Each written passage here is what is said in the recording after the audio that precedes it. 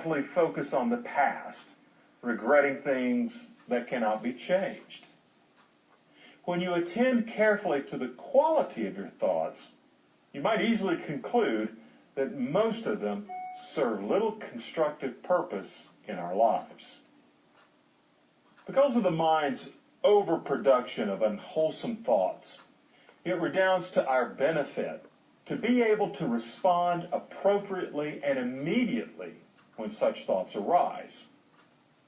Doing this, of course, requires sharp attention and the capacity to discern wholesome from unwholesome thoughts.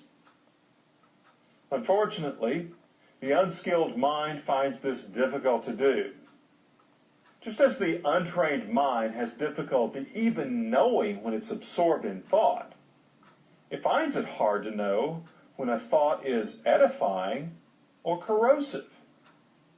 Often, the undisciplined mind even fails to appreciate the importance of this distinction.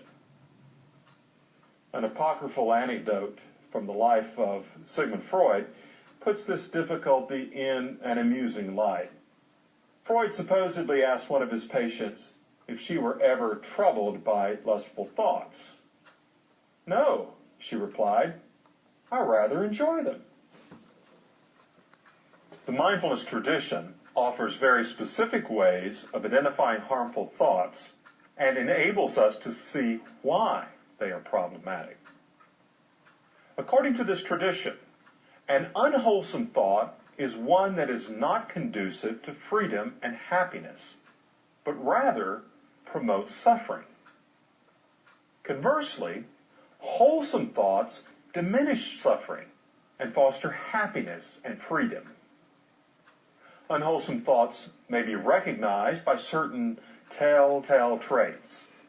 Specifically, unwholesome thoughts, which we can also call unskillful thoughts, are connected to selfish desire, hatred, or delusion.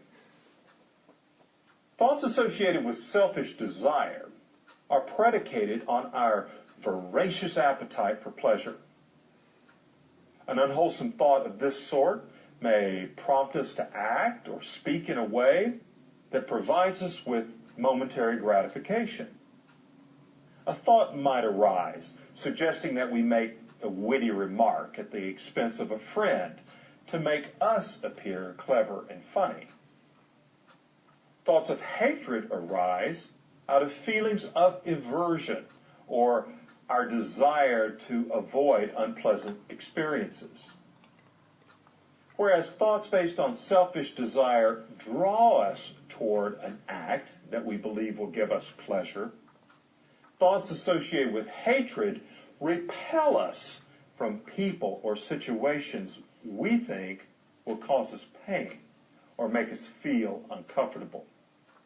My fear of others different from me might generate thoughts that exaggerate another's faults or lead me to accept misleading stereotypes about another's character. Deluded thoughts are at odds with reality and result from our failure to see ourselves and the world as they really are. On the basis of delusion, we can generate grandiose thoughts about our own importance or about our own worthlessness. Or we can somehow come to believe that we are immune to the vicissitudes to which everyone else is subject, such as getting old and dying. It requires skill, of course, to recognize these unskillful thoughts. And ultimately, it takes knowing ourselves very well, the kind of self-knowledge that comes only with ruthless honesty and dispassionate observation. To give you some practice at identifying unskillful thoughts, try this simple exercise the next time you meditate or sit in the park. You can also turn off your media player and do it now. Whenever you catch your mind drifting in its usual haphazard way, take a moment to to examine the character of the thought that has captured your attention. Look carefully to see if it is a thought that is rooted in selfish wanting or aversion or in unrealistic beliefs about the nature of the world. With patience and practice, you can become quite skilled at recognizing your unskillful thoughts. The great danger of entertaining any thought that arises from selfish desire, hatred, and delusion is its eventual effects on the shape of our minds. True, the biting comment that comes to mind in conversation seems relatively harmless, and if we keep our mouths shut and resist saying aloud what's running through our heads, yet even the thoughts that remain confined to the interior of our skulls, not immediately coming to expression as word or deed, can proliferate, generating habits of thought that form our personality and character. Inevitably, the shape of our mind determines the person we become. Unwholesome thoughts, therefore, need attention. The mindfulness tradition offers a variety of very practical ways to assist us in disempowering these thoughts and relaxing their corrosive effects on the mind. Somehow, I've been able to come up with names for these techniques that all begin with the letter R, which ought to make them a little easier to remember.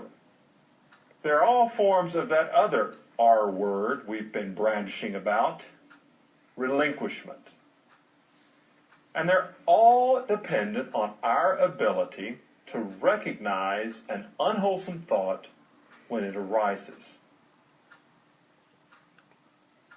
I call the first technique replacement. In some ways, it is the simplest and most effective method of disarming a harmful thought. When an unwholesome thought arises, we immediately supplant it with a wholesome one. The Buddha likened this method to the way a woodworker might knock out a coarse peg with a fine one. This approach is most effective when the unskillful thought is replaced by a skillful one that directly counteracts it. Thoughts based on selfish desire, for example, can be substituted by thoughts about the impermanence of the object of desire. As your mind is salivating over the latest electronic gadget to hit the market, you might remind yourself that within a few months, the device you think you must have right now will be obsolete, and within a few years will be a useless heap of plastic and silicon. Thoughts grounded in hatred can be replaced with notions of friendliness and compassion. When you feel animosity towards the lunatic who cuts you off in traffic, immediately wish him well. You might think flipping him off will make you feel better, but it really only builds hostility. Is that the kind of person you really want to be? Finally, thoughts founded on delusion can be overcome by thoughts based in reality. The unskillful mind, of course, mistakes delusional thoughts for reality. But meditation helps the practitioner to see the difference. One is deluded, for example, by